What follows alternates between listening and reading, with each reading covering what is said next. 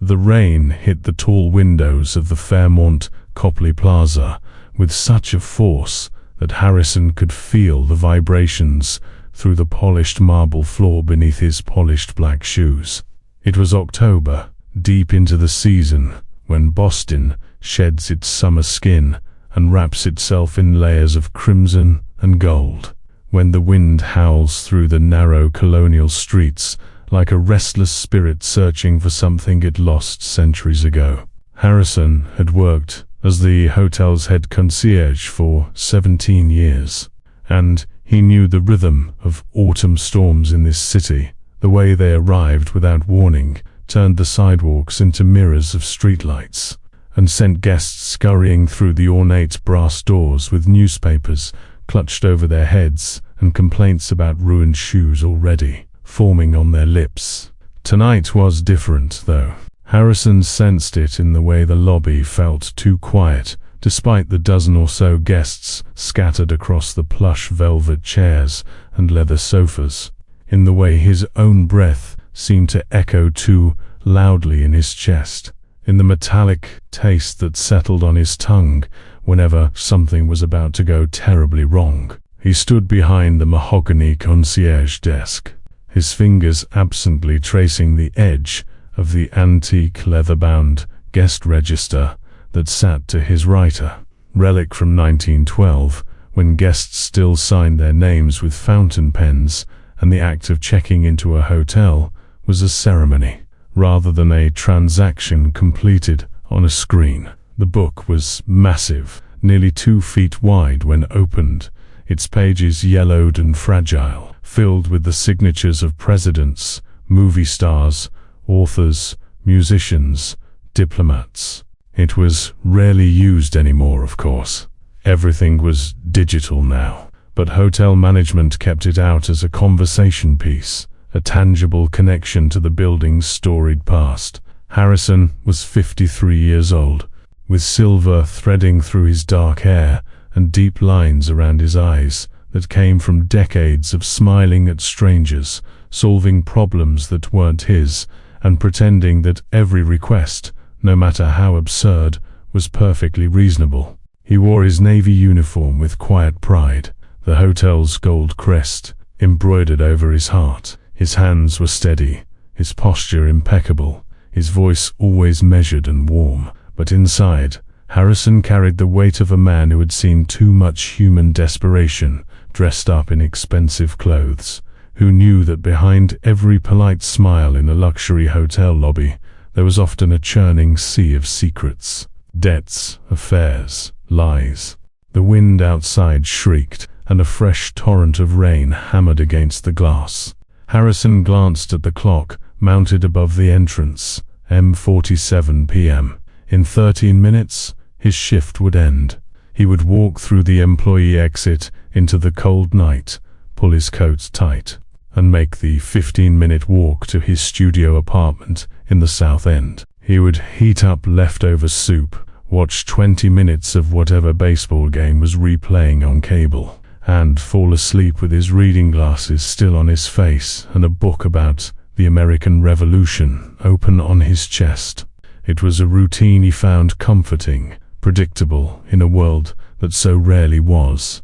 But then the doors opened and everything changed. 2 Boston police detectives stepped into the lobby, their shoes squeaking against the marble, their raincoats dripping water onto the pristine floor. They moved with the particular purposefulness of people who were not here to admire the Renaissance Revival architecture or inquire about afternoon tea service. Harrison's stomach tightened. The taller detective was a woman in her early 40s, with sharp cheekbones and eyes the color of steel, her dark hair pulled back in a severe bun. Her partner was younger, maybe 30, with a nervous energy that manifested in the way he kept adjusting his badge on his belt. They scanned the lobby, and the woman's gaze locked onto Harrison. She walked toward him with long, confident strides. "Are you the head concierge?"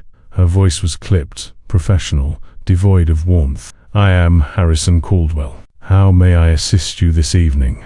He kept his tone even, polite, though his heart was beginning to beat faster, harder, like a drum warning of approaching danger.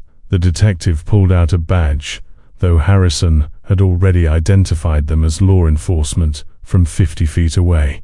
Detective Angela Moreno, Boston Police. This is Detective Kyle Torres.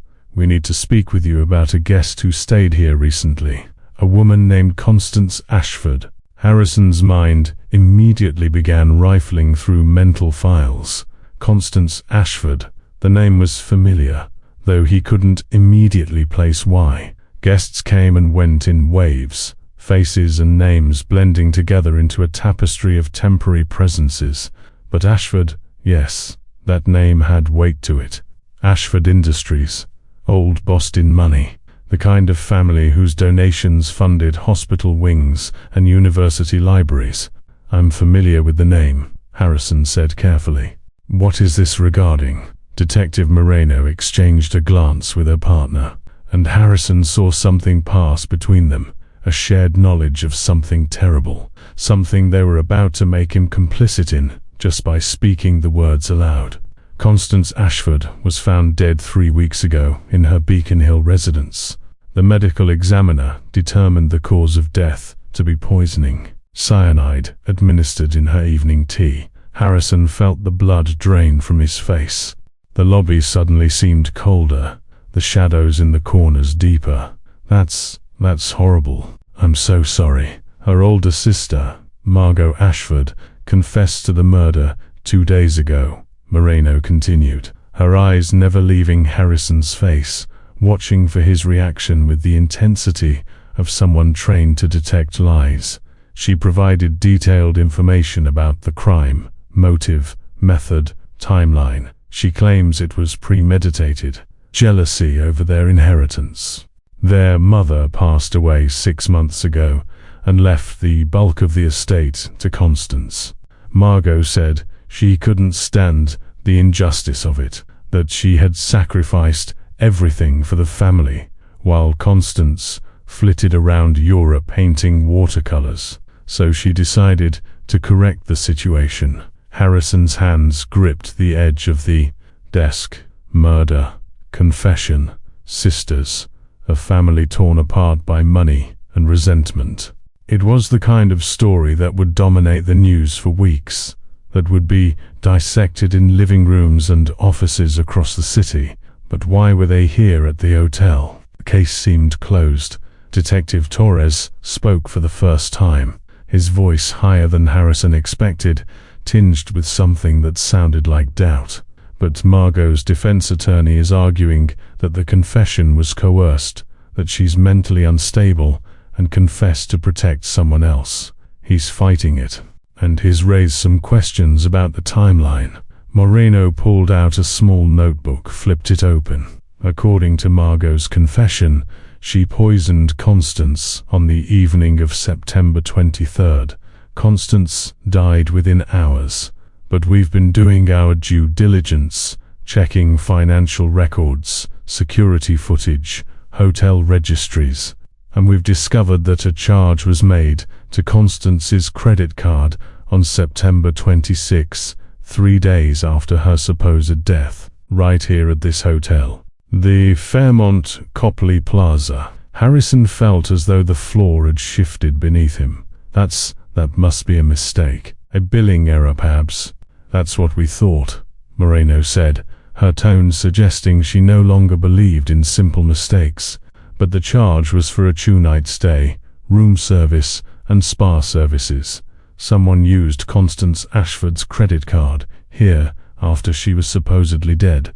If you've ever been in a situation where reality seems to fracture, where the world you thought you understood reveals itself to be built on foundations of sand, please subscribe to this channel and like this video. It helps us bring true, impactful stories to more people who need to understand that life is never quite what it appears to be. Now, back to that night when Harrison's world was about to turn inside out. I'll need to check our system, Harrison said, his voice sounding distant to his own ears. He turned to the computer behind the desk. his fingers moving across the keyboard with practiced efficiency, despite the tremor he could feel starting in his hands. He pulled up the reservation system, typed in Ashford, Constance, and waited for the results to load. The seconds stretched out like hours. The rain continued its assault on the windows. Somewhere in the lobby, a woman laughed at something her companion said, the sound jarring and inappropriate in the moment, though of course she had no idea what was unfolding at the concierge desk. The screen populated with information. Yes, Harrison said slowly, his eyes scanning the details. Constance Ashford. Checked in on September 25th, checked out September 27th, room 714, paid with an American Express card, ending in 3847. That's her card, Torres confirmed, looking at his own notes. But this doesn't make any sense, Harrison said, looking up at the detectives. If she was already dead, then someone else checked in using her identity and her credit card, Moreno finished, which means either Margot's confession is true and she used her sister's card after murdering her, or ... double quotes, she trailed off, but the implication hung in the air like smoke. Or Constance wasn't dead, Harrison whispered. The two detectives stood in silence for a moment, letting that possibility settle. Then Moreno leaned forward, her hands flat on the concierge desk. We need to see everything you have. Security footage, check-in records, anything that might show who was actually here that night. Harrison nodded, his mind racing. He pulled up the internal system, navigating to the security files. Our camera system keeps footage for 30 days before it's overwritten. September 25th was, he calculated quickly, 23 days ago. We should still have it. He pulled up the footage from the front desk on September 25th, fast-forwarding through the afternoon hours until he reached early evening. Guests came and went, bellhops wheeled luggage carts. The world moved in accelerated silence. And then, at 6:47 p.m., a woman approached the front desk. Harrison slowed the footage to normal speed. She was in her mid-30s, slender, with long auburn hair that fell in waves past her shoulders. She wore oversized sunglasses despite the hour, and a camel-colored coat with the collar turned up. She moved with the careful deliberateness of someone trying not to draw attention to themselves, which of course had the opposite effect. Harrison had learned long ago that people who tried hardest to be invisible were often the most memorable. She spoke briefly to the desk clerk, handed over a credit card and what appeared to be a driver's license, then took the key cards and moved toward the elevators. "Can you get a better angle on her face?" Moreno asked, her voice tight with barely contained urgency. Harrison switched to a different camera, one positioned near the elevator banks. As the woman waited, she glanced up briefly, and for just a moment, her face was visible. Harrison froze the frame. Even through the sunglasses, even with the collar obscuring part of her features, there was something unmistakable about her. The sharp jawline, the full lips, the particular way she held her head, slightly tilted to the left as though perpetually listening to music only she could hear. "Is that Constance Ashford?" Torres asked. Moreno pulled out of her phone, swiped through several photos, then held one up next to the screen. It showed a smiling woman at what appeared to be a charity gala, wearing a midnight blue gown, her auburn hair styled in an elegant updo, her green eyes bright with champagne and laughter. The resemblance to the woman in the security footage was striking, undeniable. "That's her," Moreno said, her voice barely above a whisper. "That's Constance." 3 days after she was supposedly poisoned to death in her own home, the three of them stood there, staring at the frozen image on the screen, and Harrison felt something shift in the air, the sensation of a truth that had been buried beginning to claw its way toward the surface. If Constance was alive, then everything else was a lie. The death, the confession. The sister in custody waiting for trial. It was all built on a foundation that was crumbling even as they watched. "I need to see your guest register," Moreno said suddenly, her detective's mind already 3 steps ahead. "The physical one, if you still keep it. Sometimes people sign things digitally they wouldn't sign on paper. There's a psychology to it." Harrison hesitated for only a moment, then reached for the antique leather-bound book on his desk. He lifted it carefully. It was heavy, substantial, a thing of weight and history. He opened it, the leather creaking softly, and began flipping through the pages. The entries were sporadic in recent years. Most guests didn't bother with the old book when they could tap their information into a tablet in 30 seconds. But some did. Some guests, particularly older ones, or those with a romantic view of travel, still appreciated the ritual of signing their names in ink, of adding their own small mark to a record that stretched back more than a century. Harrison ran his finger down the pages looking for late September. The paper was so old, it felt like fabric under his fingertips, smooth and cool and fragile. September 20th, 21st, 22nd, there, September 25th, 3 signatures. A couple from Chicago, celebrating their 50th anniversary.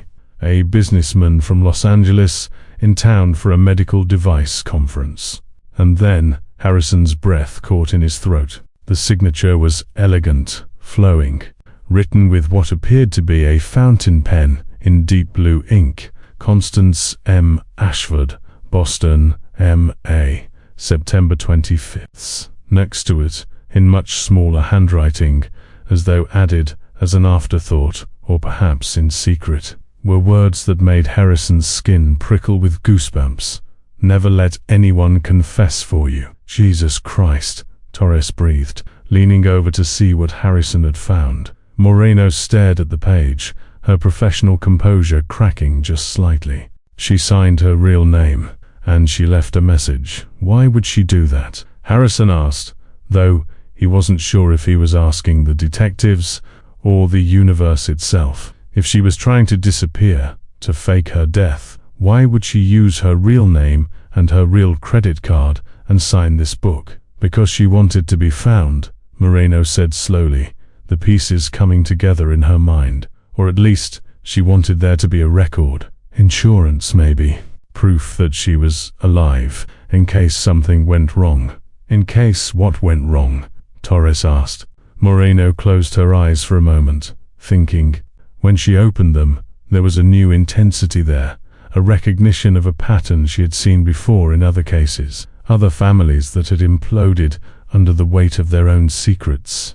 In case her sister actually went through with confessing to a murder that never happened. The implications of that statement rippled outward like waves from a stone thrown into still water. Harrison felt dizzy, disoriented. A woman had died, except she hadn't. A woman had confessed to murder, except there was no murder.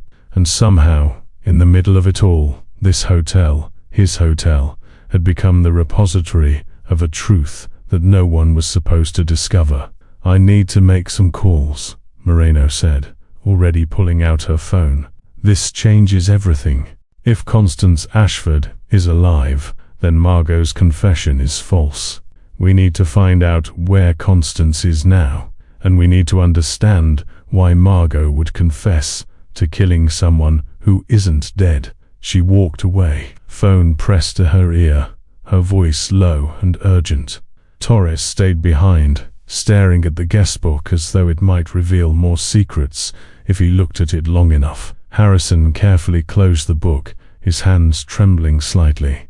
In 17 years of working at the Fairmont Copley Plaza, he had witnessed to countless small dramas, affairs discovered, business deals made and broken, celebrities trying to escape their own fame, ordinary people pretending to be extraordinary for a weekend.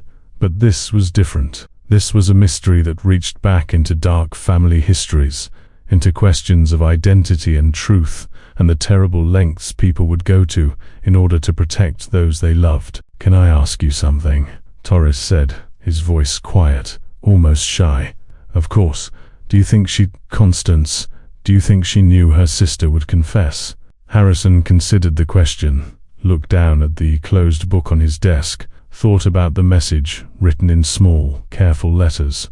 "Never let anyone confess for you." "I think," he said slowly, "that she hoped her sister wouldn't. I think she left that message as a warning, a plea. But I also think—" He paused, searching for the right words. "I think she knew her sister well enough to fear that she might do exactly that." Torres nodded, his young face troubled. "Families are complicated." "Yes," Harrison agreed. "They are," Moreno returned, her expression grim. "I've contacted the district attorney's office. They're pulling Margot's case file now. We're also issuing a bulletin for Constance Ashford, not as a suspect, but as a material witness. We need to find her." "What happens now?" Harrison asked.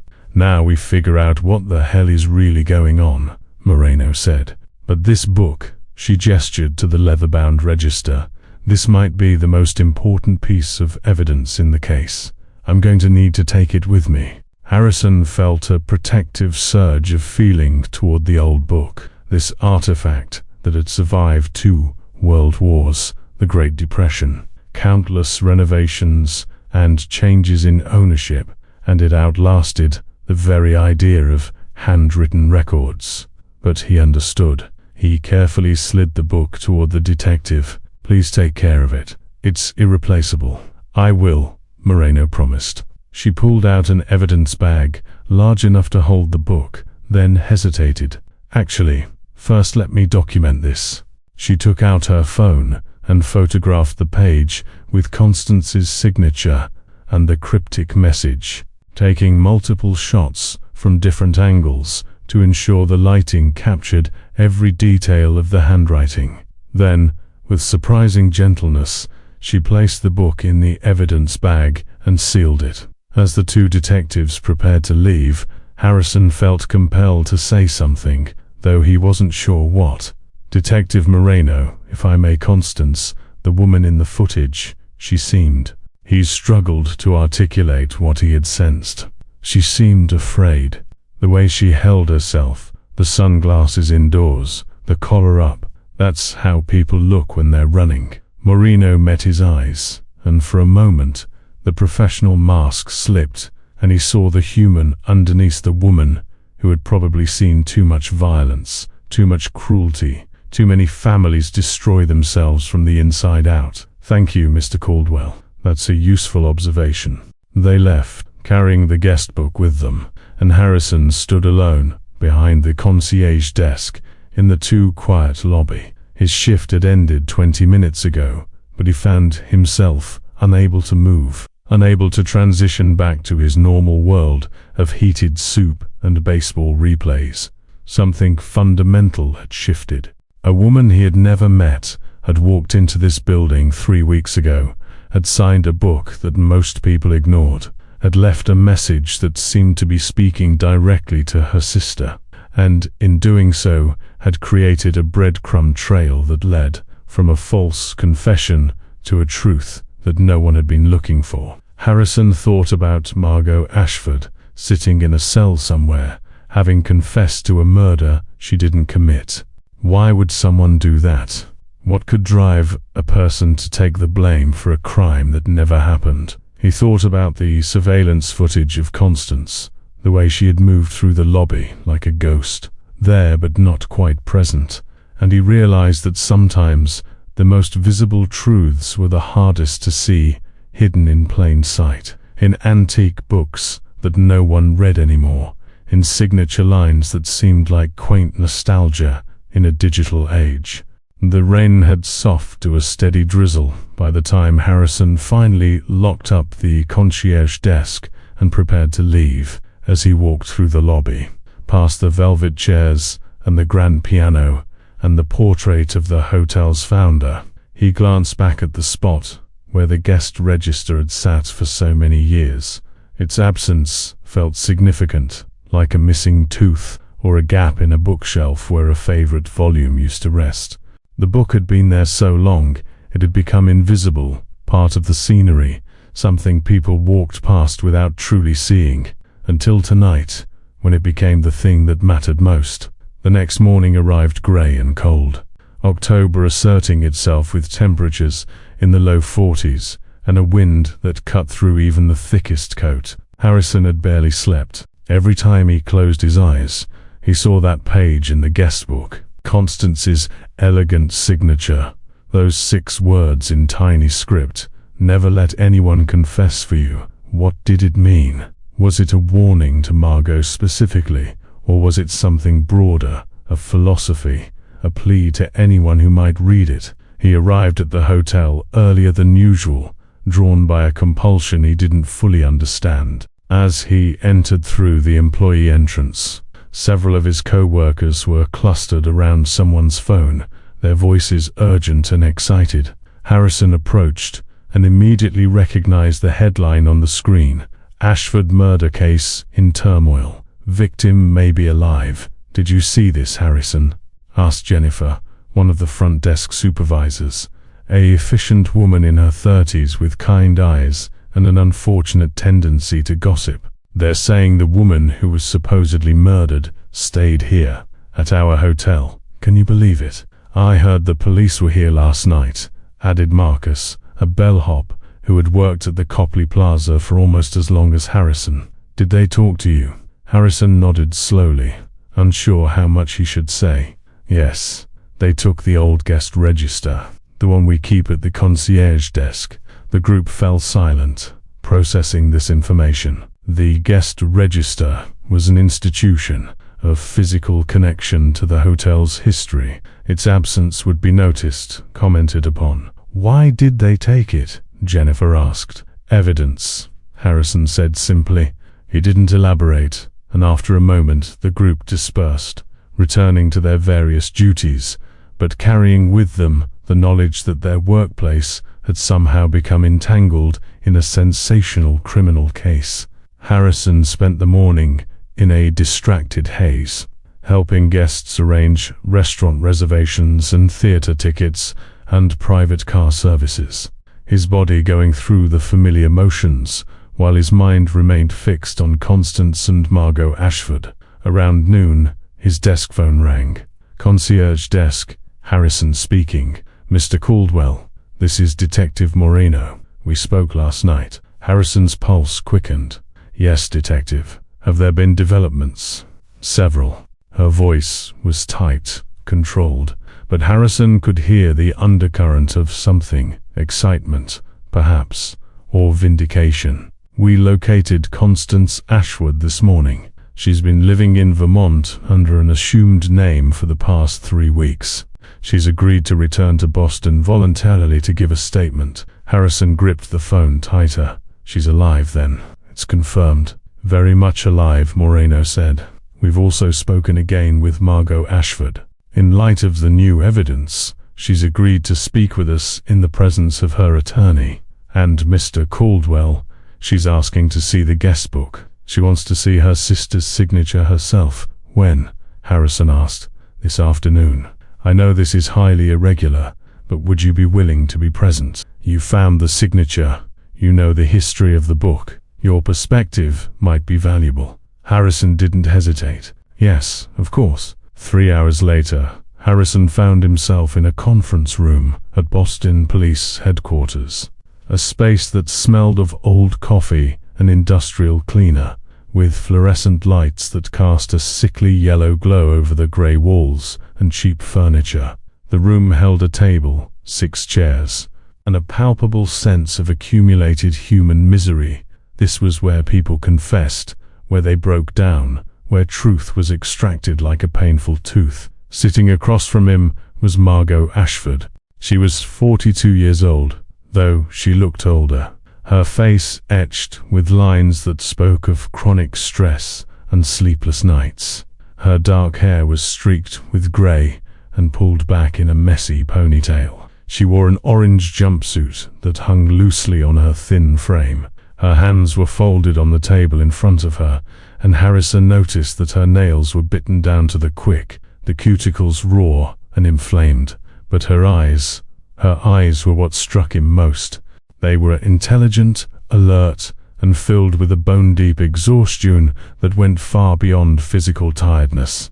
These were the eyes of someone who had been carrying an impossible weight for a very long time. Next to her sat her defense attorney, a man named Paul Greenfield, 50-ish, with wire-rimmed glasses and the rumpled appearance of someone who spent more time thinking about legal precedents than personal grooming. On the other side of the table were Detective Moreno and a representative from the district attorney's office, a severe woman in a grey pantsuit named Catherine Wu, and in the center of the table, carefully removed from its evidence bag, lay the guest register, open to the page with Constance's signature. Margot stared at the book for a long moment, her eyes tracing over her sister's handwriting as though trying to read some hidden meaning in the loops and curves of the letters. Then her gaze moved to the small message, "Never let anyone confess for you."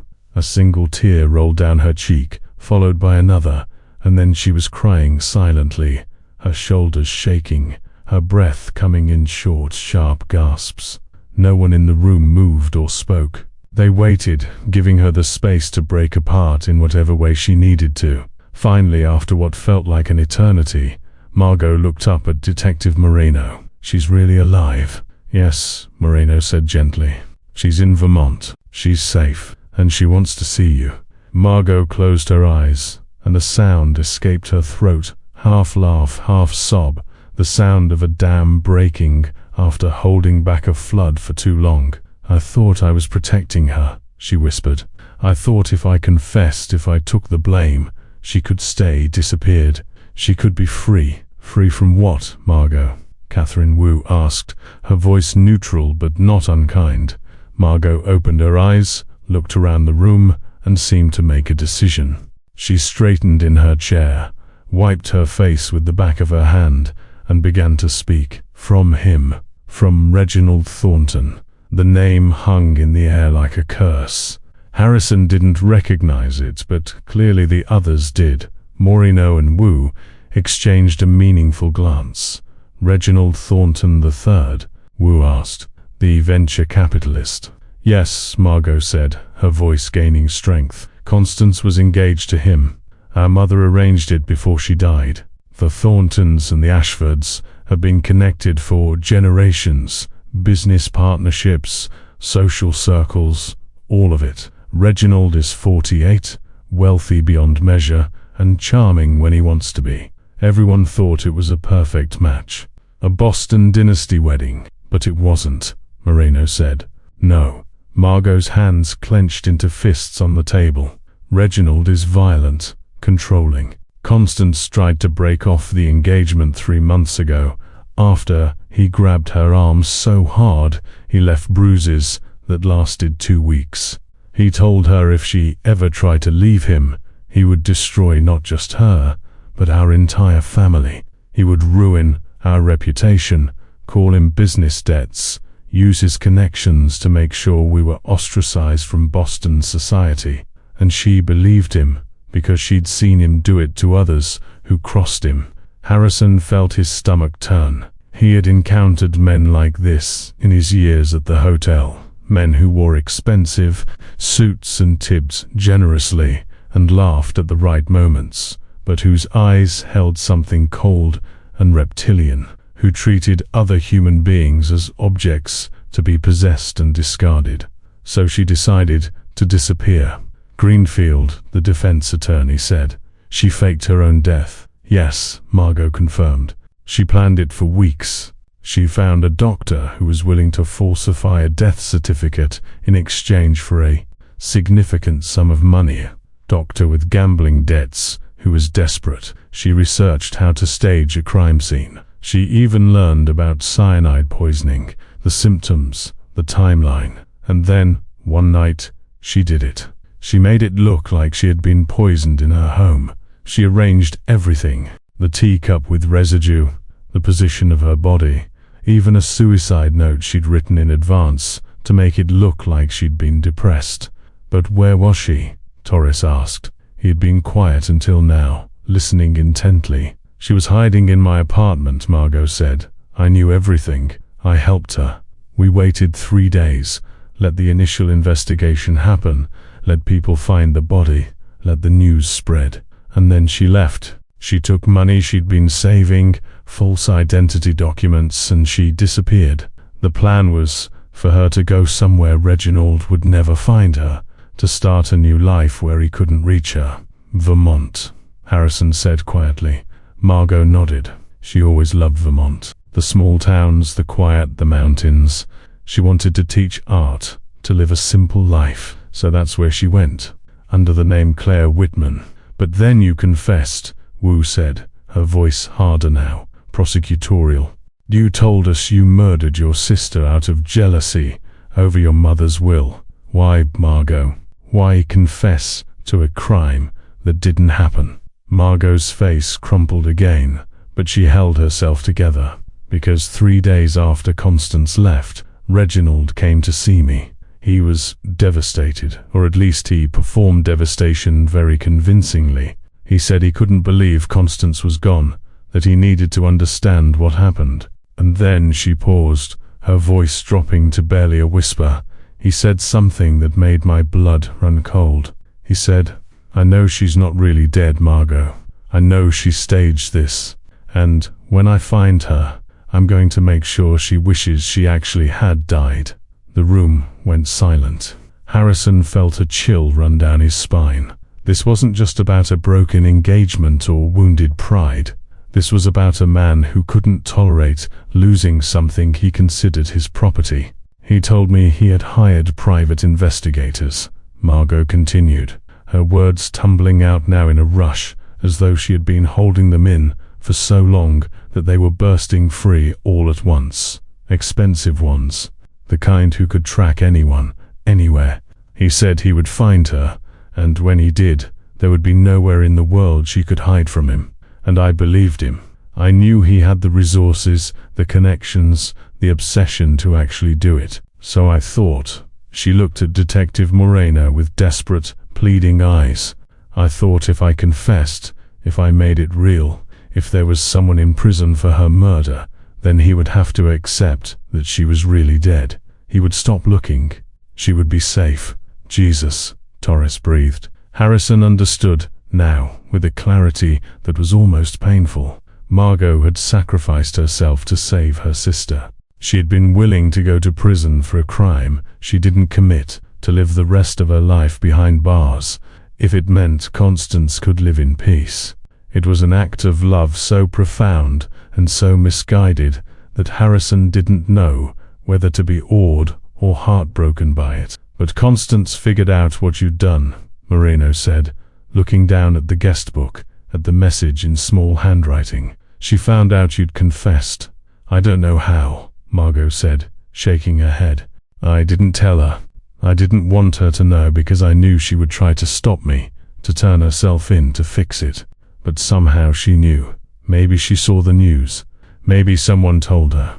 And then Margot gestured helplessly at the book. She left this, a trail, proof that she was alive. She stayed at the Copley Plaza, signed the register with her real name, used her real credit card. She wanted me to know that she wouldn't let me do this for her. Never let anyone confess for you. Harrison repeated the words softly. Margot looked at him for the first time, really looked at him, and in her eyes he saw gratitude and anguish intermingled. She knew I would find out about the book, somehow. She knew that even if she couldn't stop me directly, she could leave evidence that would eventually unravel my confession. My smart, impossible, stubborn little sister. Catherine Wu leaned forward. Margot, you understand that what you've told us changes everything. Your confession was false. There was no murder. This is obstruction of justice, filing false police reports, wasting law enforcement resources. These are serious charges. I know, Margot said simply. I don't care, as long as Constance is safe. But she's not safe, Greenfield, her attorney, interjected. Not as long as Reginald Thornton believes she's alive and searching for her. We need protection for her. Witness protection, potentially. and we need to investigate Thornton's threats." Moreno nodded, her jaw set. "We're already looking into it. Threatening violence, hiring investigators to track someone who's trying to escape a dangerous relationship. That gives us grounds to bring him in for questioning at minimum." "He'll deny everything," Margot said, her voice flat with certainty. "He's too smart to have left evidence. It will be my word against his, and he's Reginald Thornton III. Old money, political connections. A last name that opens every door in this city." "Maybe," Wu said, her eyes glinting with something that looked like battle readiness. "But this isn't the Boston of 50 years ago, Margot. Money and connections don't buy immunity anymore. Not in cases of domestic violence and terroristic threats." Harrison watched the conversation unfold, watched these people grapple with questions of justice and protection, and the complicated morality of lies told for love. And he thought about Constance, up in Vermont, teaching art under a false name, trying to build a life free from fear. He thought about the moment she must have decided to stay at the Copley Plaza, to sign that guest book, to leave that message. It would have been dangerous. Every moment she spent in Boston, using her real identity, was a moment Thornton could have found her. But she had done it anyway, because she loved her sister too much to let her sacrifice herself. 2 days later, on a morning when frost painted the windows of the Fairmont Copley Plaza in delicate crystalline patterns, and the sun struggled to break through a ceiling of gray clouds, Harrison received a call that would bring him back into the center of a story he had thought was no longer his to witness. It was Detective Moreno, her voice carrying an urgency that made his chest tighten with anticipation and dread in equal measure. "Mr. Caldwell, I know this is an unusual request, but Constance Ashford is arriving in Boston in 2 hours. She's going to meet with her sister at the station, and then..." Moreno paused, and Harrison heard papers shuffling in the background, the muted sounds of a busy police department operating around her. "She's asked if she can see the guest book. She wants to see the page where she signed her name, and she specifically requested that you be present. She said that the person who found the message deserves to understand why she left it." Harrison felt something shift in his chest, a flutter of emotion he couldn't quite name. "Of course, I'll be there." The Boston Police Headquarters building was busier than it had been 2 days ago, filled with officers moving with purpose between departments, phones ringing in overlapping rhythms, the smell of burnt coffee and stress hanging in the air like humidity. Harrison was escorted to a different conference room this time, one with a window that looked out onto a small courtyard where a lone tree stood bare against the cold, its branches reaching toward the pale sky like fingers grasping for something just out of reach. Margot was already there, sitting in the same chair she had occupied before, but transformed. She had been released on her own recognizance, pending the resolution of the charges against her, and she wore civilian clothes, now a simple grey sweater and jeans, her hair washed and loose around her shoulders. But it was her face that had changed most dramatically. The exhaustion was still there, etched into the lines around her eyes and mouth, but it was joined now by something else. Hope. Fragile, tentative hope, like the first green shoot pushing through frozen ground at winter's end. She looked up when Harrison entered, and a small, grateful smile touched her lips. "Mr. Caldwell, thank you for coming. Constance wanted to meet you." Before Harrison could respond, the door opened again, and Constance Ashford walked in. Harrison had seen her face in photographs, had watched her move through security footage, had traced the elegant loops of her signature in the guest book, but none of that prepared him for the reality of her physical presence. She was taller than he had imagined, perhaps 5'9", and she moved with a fluid grace that suggested years of dance training or yoga or some other practice that made a person intensely aware of their own body in space. Her auburn hair was pulled back in a loose braid, and she wore no makeup, her face bare and vulnerable in the harsh fluorescent light. She was beautiful, but it was a beauty marked by recent suffering. There were dark circles under her green eyes, a tightness around her mouth, a guardedness in her posture that spoke of someone who had learned to be perpetually ready for danger. Her eyes found Margot immediately, and whatever Harrison had been about to say died in his throat as he watched the two sisters look at each other for the first time since Constance had staged her own death. For a long moment, neither of them moved. They simply stared, drinking in the sight of each other with the desperate intensity of people who had believed they might never have this chance again. Then Constance crossed the room in 3 long strides, and Margot stood, and they crashed into each other's arms with a force that was almost violent in its need. They held each other so tightly that Harrison could see their bodies trembling with the effort, with the emotion, with the sheer overwhelming relief of physical contact after weeks of separation and fear and lies. Constance was crying, tears streaming down her face and soaking into Margot's sweater, and Margot was making small, broken sounds, half sobs and half words that Harrison couldn't quite make out, but understood nonetheless in his bones, the sound of a person being put back together after breaking apart. "I'm sorry," Constance kept saying, the words muffled against her sister's shoulder. "I'm so sorry, Margot. I never meant for you to do that. I never wanted you to sacrifice yourself for me." "I know," Margot said, her voice thick with tears, but also with something fierce and unbreakable. "I know, Connie, but I would do it again. 1,000 times over, I would do it again." Harrison felt his own eyes burning, felt his throat constrict with emotion. He looked away, giving them what privacy he could in this sterile room with its table and chairs and one-way mirror. Detective Moreno stood near the door, her professional mask firmly in place. But Harrison saw her swallow hard, saw the way her hand came up briefly to touch her own throat, as though checking that her emotions were still locked safely inside. Finally, after what might have been 2 minutes or 10, time had become elastic, meaningless.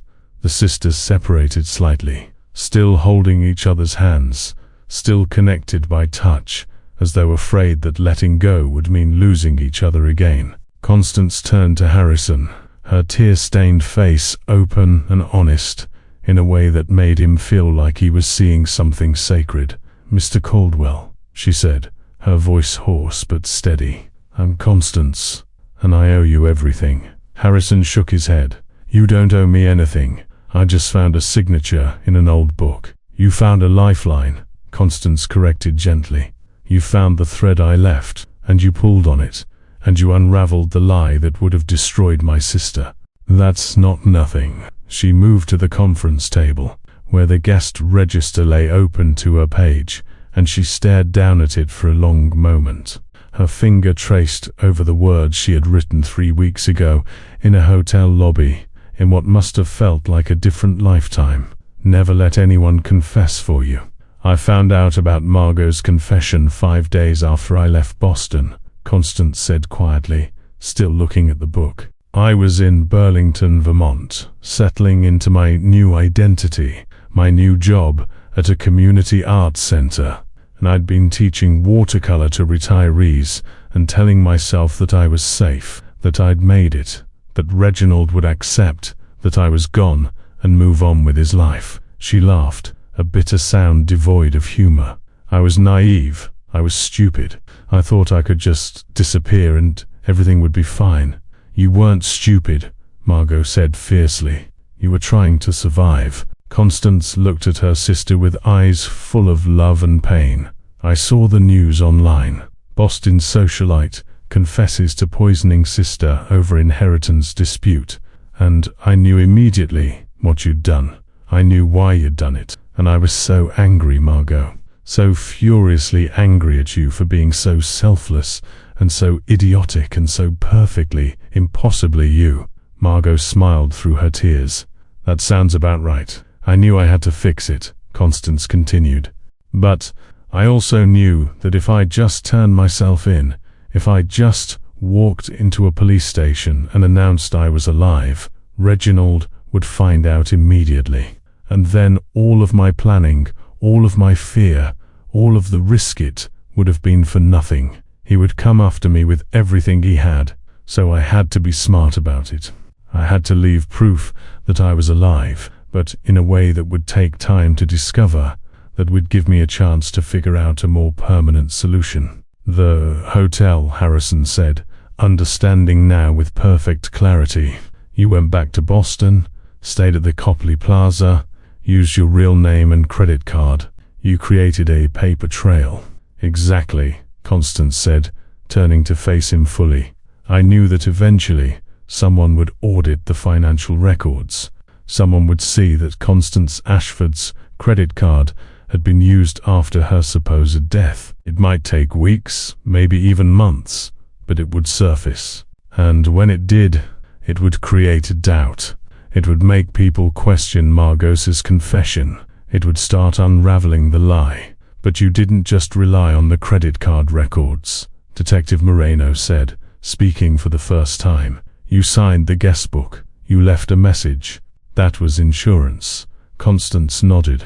The credit card could be explained away as someone stealing and using a dead person's card.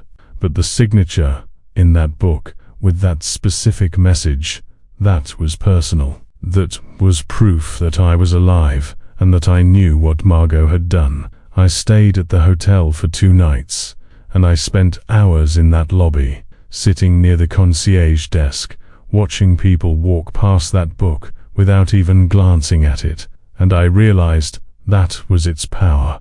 It was invisible because it was so old, so out of place in a modern hotel. People's eyes just slid past it, but that also meant it would be preserved. It would be there, waiting until someone finally looked. Harrison thought about all the times he had passed that book, had rested his hand on its leather cover without really seeing it, had considered it a decorative relic rather than a living document. Constance was right. Its invisibility had been its strength. What was your long-term plan? Margot asked.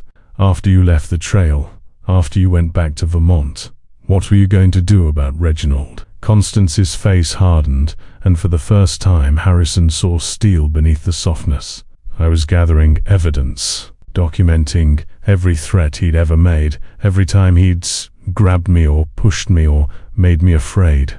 I was reaching out to other women I suspected he'd abused, and there were several. Margot. I wasn't the first woman he'd tried to control. I was building a case, slowly and carefully, that would make it impossible for him to hide behind his money and his last name. You were going to expose him, Moreno said, and there was approval in her voice. I was going to destroy him, Constance corrected, her green eyes blazing with an intensity that transformed her face into something fierce and beautiful and slightly terrifying.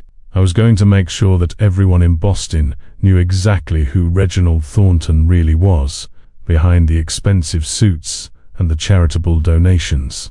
I was going to take away the thing he valued most, his reputation.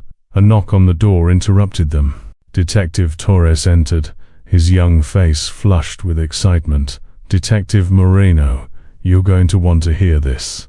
We brought Reginald Thornton in for questioning an hour ago. He came in with 3 lawyers and a lot of bluster.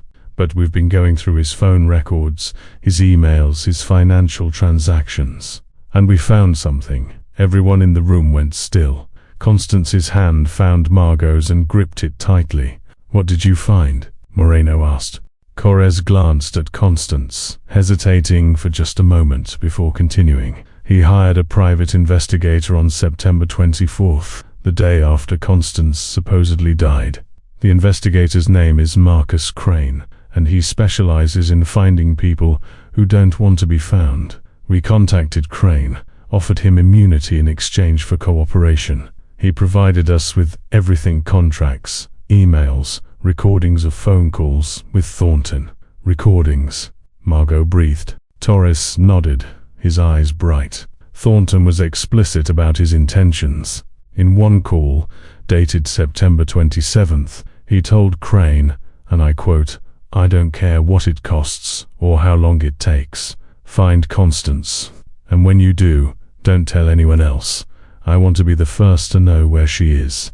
I have plans for her, and they don't involve the police or lawyers or any kind of mercy." He also made threats against Margot, saying that if she was involved in helping Constance disappear, he would, quote, "make sure she regretted ever being born." The room erupted. Margot made a strangled sound, half gasp and half cry. Constance's face drained of color, then flooded with red as anger replaced shock. Catherine Wu, who had entered behind Torres, was already on her phone, her voice sharp and efficient as she spoke to someone on the other end. "That's terroristic threatening," Moreno said, her voice hard as granite. "That's stalking. That's a laundry list of criminal charges."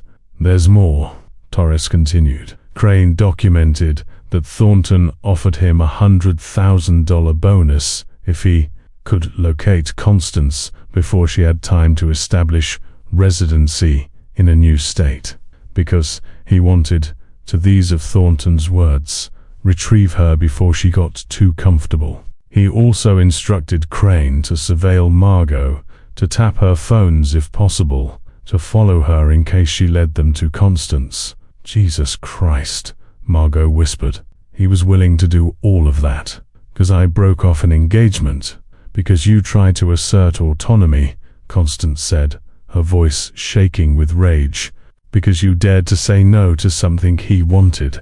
That's all it took. That's all it ever takes with men like him." Harrison watched as the pieces of the story locked into place, forming a picture that was both clearer and more horrifying than anything he had imagined. This wasn't just about a woman faking her death to escape a bad relationship. This was about a man who believed that another person's body, life, and future belonged to him simply because he had decided they should. This was about power and entitlement and the dangerous intersection of wealth and violence. "What happens now?" Harrison asked, directing his question to Detective Moreno. "Now we arrest Reginald Thornton on multiple felony charges," Moreno said, and there was a grim satisfaction in her voice. "The recordings are admissible as evidence. Marcus Crane is willing to testify, and we have documentation of financial transactions that support the charges. Thornton is going to prison, and no amount of money or connections is going to save him." Constance closed her eyes, and Harrison saw her body sway slightly, as though she were a tree that had been standing against a hurricane wind and had suddenly realized the storm had passed. Margot caught her, steadied her, and the two sisters stood together in the harsh light of the conference room, holding each other up the way they had probably been doing their entire lives. "I can't believe it's over," Constance whispered. "I can't believe I'm actually safe." "Not just safe," Catherine Wu said, ending her phone call and turning to face them. "We're also going to pursue charges against the doctor who falsified your death certificate, and we'll need you both to cooperate fully with the investigation. But Constance, you should know, you're not facing charges for faking your own death. Given the circumstances, the DA's office has decided that you were acting in self-defense against a credible threat." "What about me?" Margot asked quietly. "I did confess to a murder that didn't happen. I wasted police resources, filed false reports. I understand there are consequences for that." Wu exchanged a glance with Moreno, then sighed. "Under normal circumstances, yes, but these aren't normal circumstances. You are trying to protect your sister from a violent stalker. Your actions, while misguided, were motivated by fear for her safety. The DA is willing to offer a plea deal, community service, probation, mandatory counseling, no jail time." Margot's legs seemed to give out, and she sat down heavily in the nearest chair. Her hand pressed to her mouth as fresh tears spilled down her cheeks. "Thank you," she managed. "Thank you." Harrison felt his own emotions threatening to overwhelm him: relief, joy, a bone-deep satisfaction at seeing justice begin to take shape in a world that so often felt devoid of it. But there was something else too, a question that still needed asking. "Constance," he said gently, "why did you specifically ask for me to be here? I'm glad to help, but I'm just a hotel concierge. This isn't my world." Constance looked at him with those remarkable green eyes, and when she spoke, her voice was soft but utterly sincere. "Because you saw what everyone else missed. You looked at an old book that most people had forgotten existed, and you found the truth hidden in plain sight. You cared enough to look carefully, to read not just the signatures, but the message between them. That's not a small thing, Mr. Caldwell. That's the difference between my sister spending years in prison for a crime she didn't commit and being free. You're not just anything." Harrison felt a lump form in his throat. In 17 years of working in luxury hospitality, he had received countless compliments, guests praising his efficiency, his discretion, his ability to secure impossible reservations or solve unsolvable problems. But none of it had touched him the way Constance's words did now, because she wasn't thanking him for a service. She was acknowledging that he had seen something that mattered, that he had participated in something true and human and important. "I'm honored," he said simply, because there were no other words that felt adequate. Over the next several hours, Harrison remained at the police station as statements were taken, documents were signed, and the machinery of justice ground forward with agonizing slowness. He watched as Reginald Thornton was formally arrested, his 3 lawyers surrounding him like a protective wall, his face a mask of outrage and disbelief that consequences were actually finding him. Harrison saw him only briefly through a hallway window, but it was enough. He was exactly as Harrison had imagined, tall, handsome in a cold way, expensively dressed, with the bearing of someone who had never once in his life been told no and accepted it. Even in handcuffs, he carried himself with arrogance, as though this were merely a temporary inconvenience that his money would soon erase. But Harrison knew better now. He had seen the recordings, had heard the venom in Thornton's voice, had witnessed the evidence piling up against him like stones building a wall. This man would face justice. It might not be perfect justice, it never was, but it would be something. It would be accountability. As evening approached and the windows of the police station darkened to show reflections instead of views, Constance and Margot prepared to leave. They stood in the lobby, coats on, purses clutched in tired hands, their faces showing the strain of an impossibly long and emotional day. But they were together, they were free, and they were alive, both of them, actually alive, despite all the lies and fears and plans that had tried to separate them. "What will you do now?" Harrison asked them. Constance and Margot looked at each other, communicating in that silent language that siblings develop over decades of shared experience. Then Margot spoke. "We're going to rebuild, together. Constance will come back to Boston, reclaim her identity, her life. I'll be with her every step of the way, and we'll testify at Thornton's trial as many times as we need to, until everyone understands exactly what he is. And after." Harrison pressed gently. Constance smiled, and it was the first genuine smile Harrison had seen on her face, transforming her from haunted to hopeful in an instant. "After, I'm going to open an art school for women who need a safe place to learn and create and be themselves without fear. I'll call it the Second Life Studio, because that's what we all get if we're brave enough to claim it. A second life." Harrison felt something warm bloom in his chest. "That sounds perfect. And we have one more thing we need to do," Margot added, looking at him with a mischievous glint in her eyes that suggested there was still humor left in her, still lightness waiting to be rediscovered beneath all the trauma. "We need to go to the Fairmont Copley Plaza. We need to see that guest book one more time." 3 days later, when the immediate chaos had settled into the slower, steadier work of legal proceedings and healing, Constance and Margot Ashford walked through the brass doors of the Fairmont Copley Plaza. It was early afternoon, and the autumn sun filtered through the tall windows, casting golden rectangles across the marble floor. The lobby was moderately busy, with guests checking in, having afternoon tea, conducting quiet business meetings in the comfortable chairs.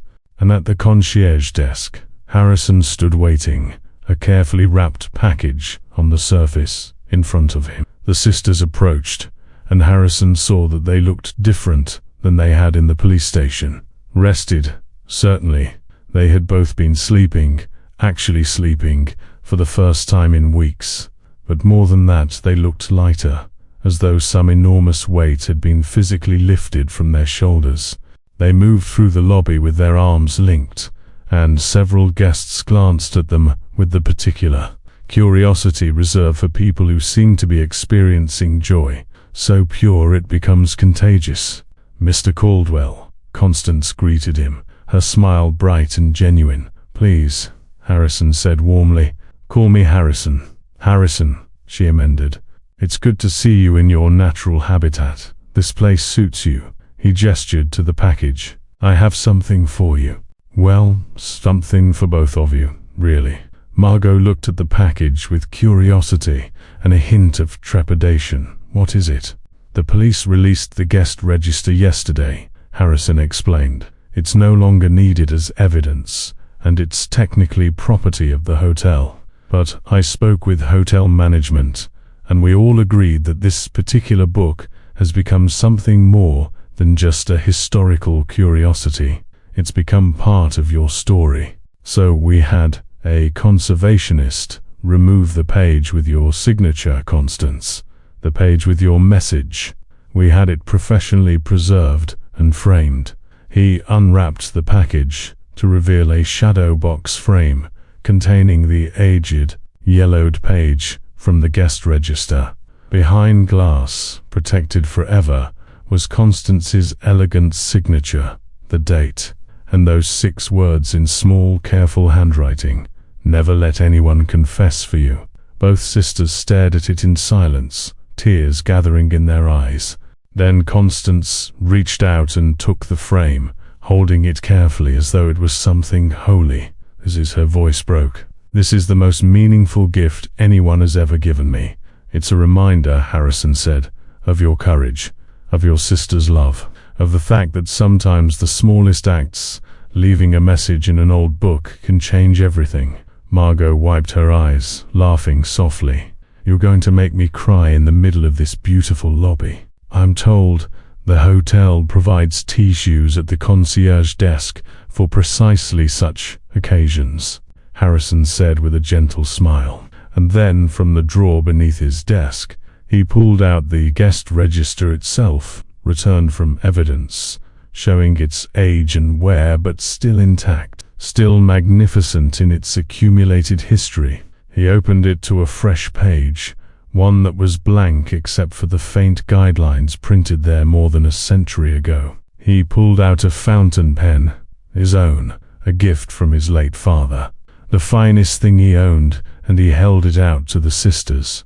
"Would you like to sign it, both of you? Your real names, today's date, whatever message you want to leave for whoever comes after." Constance and Margot exchanged a look, and without words they agreed. Constance took the pen first, and with the same elegant handwriting Harrison now recognized, she wrote, "Constance Margaret Ashford, Boston, Ma."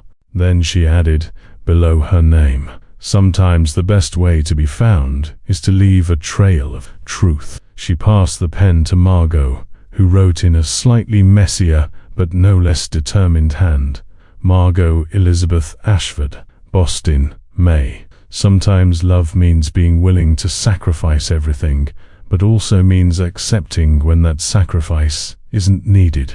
The 2 messages sat side by side on the page, a dialogue between sisters, a record of lessons learned through fire and fear and ultimate triumph. Harrison looked at them and felt something profound settle in his chest, the knowledge that he had been part of something larger than himself, that his small corner of the world had intersected with these extraordinary lives at exactly the moment it mattered most. "Thank you," he said quietly, "for trusting this place with your story." "Thank you," Constance replied, "for being someone who still believes in the power of paper and ink and looking carefully at things everyone else has forgotten." They stayed for tea that afternoon, the three of them sitting in the elegant tea room with its crisp white linens and delicate china cups, talking about art and family and the strange paths that lead people to exactly where they need to be. Harrison learned that Constance really had been teaching watercolor in Vermont, that she had loved the quiet mornings and the students who came to her classes, seeking not just technical skills but also peace. He learned that Margot worked as a hospital administrator, that she had spent her entire adult life managing impossible logistics and taking care of other people, which was perhaps why she had been so ready to sacrifice herself when the situation demanded it. And they learned about Harris Naig, about his 17 years at the hotel, his love of Revolutionary War history, his quiet life that he had always thought of as perhaps too quiet, too small. But Constance shook her head at that. "Small lives are a myth," she said firmly. "There are only lives lived with attention and intention, and lives lived in distraction. You pay attention, Harrison. That's not small. That's everything." As the sun set and the lobby lights came on, casting their warm glow across the marble and brass and aged wood, the sisters prepared to leave. They had a dinner planned with their father, who had flown in from Arizona and was still trying to process the fact that the daughter he had mourned was alive, and the daughter he had thought was a murderer was innocent. There would be long conversations ahead, therapy sessions, legal proceedings, the slow work of rebuilding trust and normalcy, but they would do it together. At the door, Constance turned back one more time. "We'll come back," she promised, "every year on this date. We'll come sign the guest book, a tradition. I'll make sure there's always a page waiting for you," Harrison said, and they left, two sisters walking out into the October evening, their breath visible in the cold air, their laughter carrying back through the open doors like music. The trial of Reginald Thornton lasted 6 weeks and was the scandal of Boston's social season. Every sordid detail emerged: the threats, the violence, the stalking, the private investigators, the recordings that revealed a man who saw women not as human beings, but as possessions to be acquired and controlled. 3 other women came forward with their own stories of abuse at his hands, their testimonies painting a picture of a serial abuser who had used his wealth and status as both weapon and shield. Constance and Margot sat in the courtroom every single day, refusing to hide, refusing to let shame or fear keep them silent. They held hands during the most difficult testimony. They wept when other victims spoke of their pain. And when Constance took the stand and told her story in a clear, unwavering voice, the courtroom fell so silent that Harrison, sitting in the back row, could hear his own heartbeat.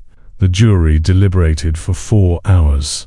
Reginald Thornton was found guilty on all counts: stalking, terroristic threatening, witness intimidation, and several lesser charges. He was sentenced to 12 years in prison with no possibility of early parole. His lawyer's promises of appeal did nothing to diminish the satisfaction Harrison felt watching the man be led away in handcuffs. His arrogance, finally, thoroughly shattered. In the months that followed, life found a new rhythm. Constance did open the Second Life studio in a renovated brownstone in the South End, and it became exactly what she had envisioned: a sanctuary for women learning to reclaim their creativity and autonomy after trauma. Margot took a leave of absence from her hospital job to help her sister get the studio operational, and discovered in the process that she had a talent for non-profit administration and fundraising that brought her more joy than managing hospital budgets ever had. And Harrison continued his work at the Fairmont Copley Plaza, but with a renewed sense that what he did mattered. The guest register was never digitized, despite multiple suggestions from corporate management. Instead, it was placed in a custom-made display case in the lobby, open to the page with Constance and Margot's signatures, with a small placard that read, "Here, the past written by hand still saves the future." This register has been a witness to history since 1912, and sometimes witnesses become participants in the stories they observe, true to their word. Constance and Margot returned every year on the same October date. They would arrive together, dressed warmly against the autumn chill, their faces bright with the particular joy of people who have survived something terrible and come out the other side, not just intact, but stronger.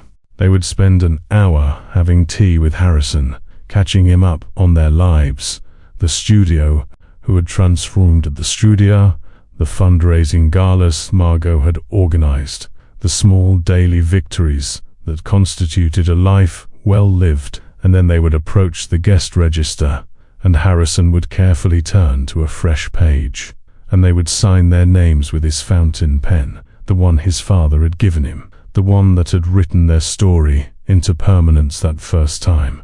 Each year they added a new message, small wisdoms they had learned. Year 2, truth delayed is not truth denied. C&M Ashford. Year 3, the courage to ask for help is as important as the courage to give it. C&M Ashford. Year 4, survival is not the end of the story, it's the beginning. C&M Ashford. Year 5, we are all capable of leaving trails for others to follow. Choose what breadcrumbs you drop.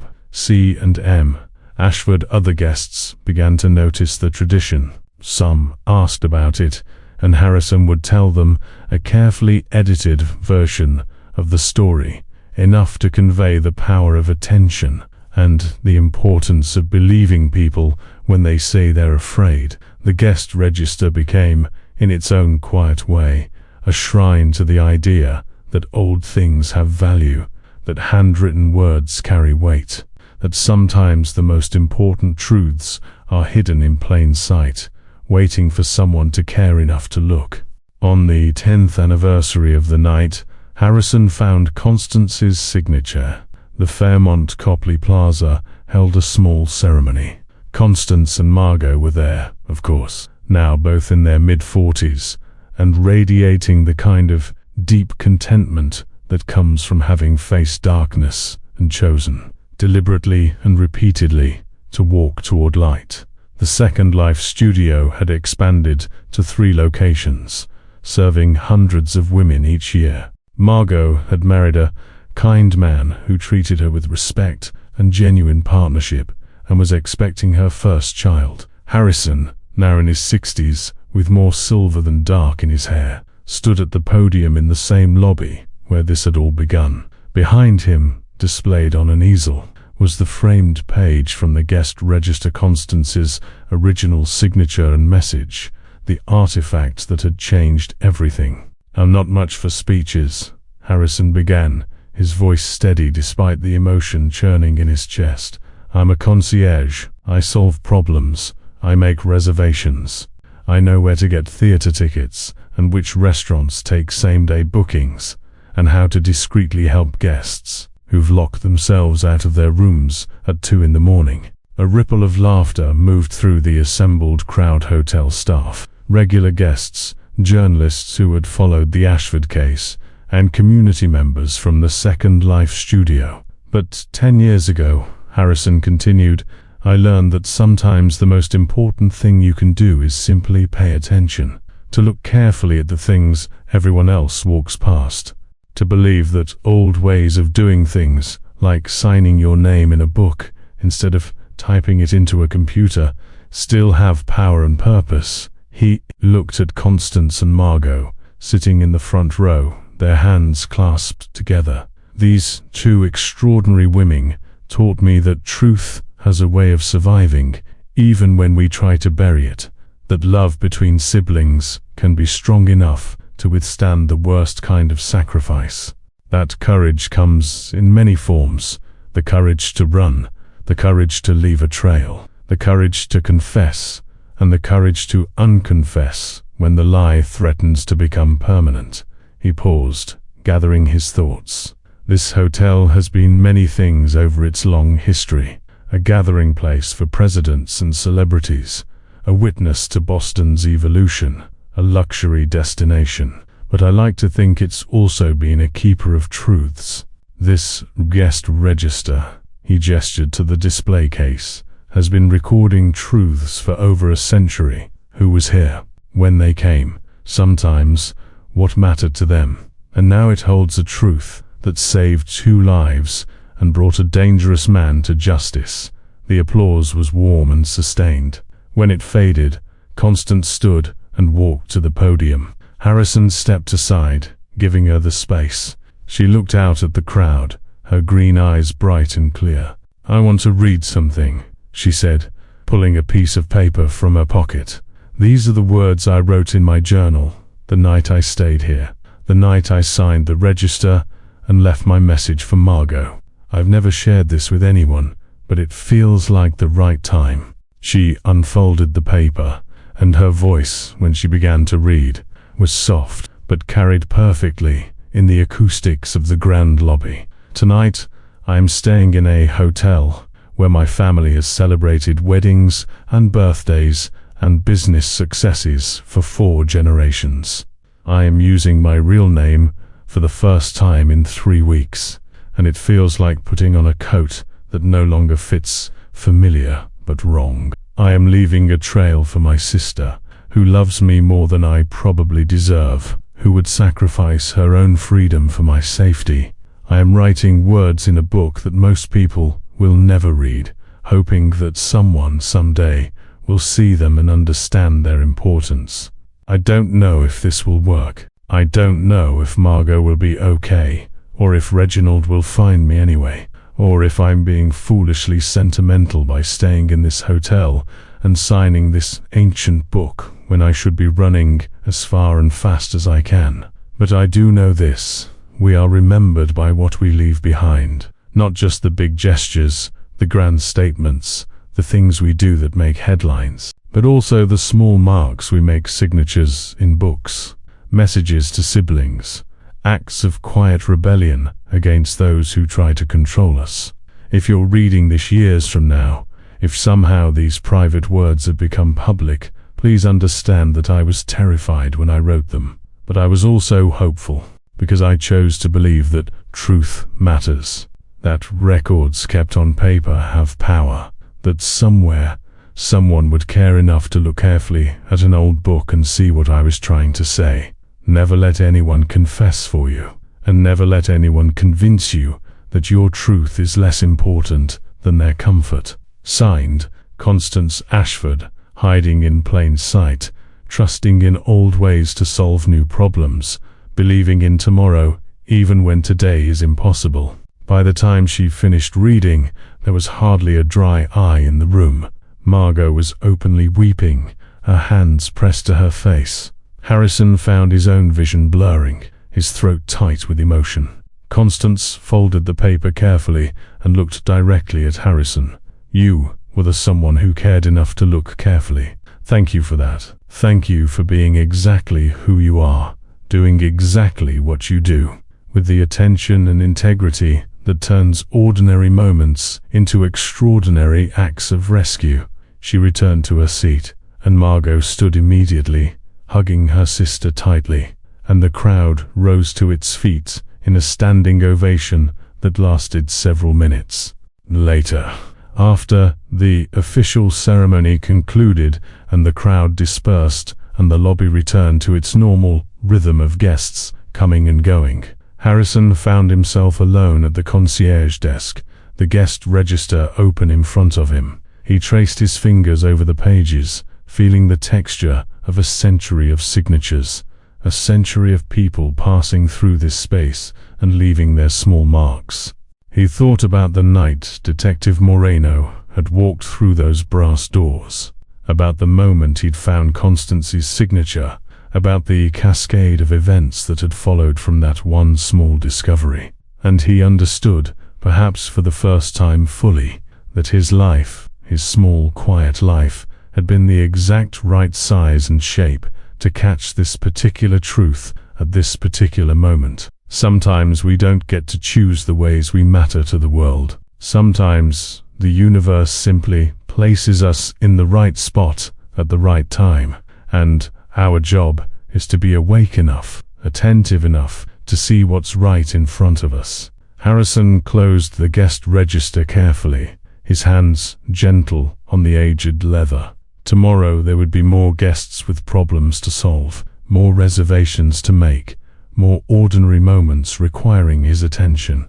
And he would give them that attention, fully and generously, because he understood now that there was no such thing as an ordinary moment. There were only moments when we paid attention, and moments when we didn't, and sometimes, if we were very lucky, and very careful, and very willing to look at the things everyone else had forgotten, paying attention was enough to save a life or two.